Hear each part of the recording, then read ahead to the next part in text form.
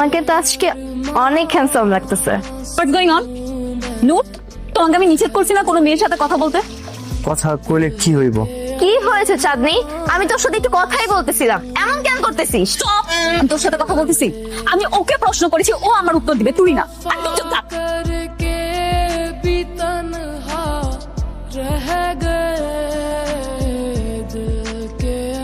আরে এটা তুমি কি করতেছো?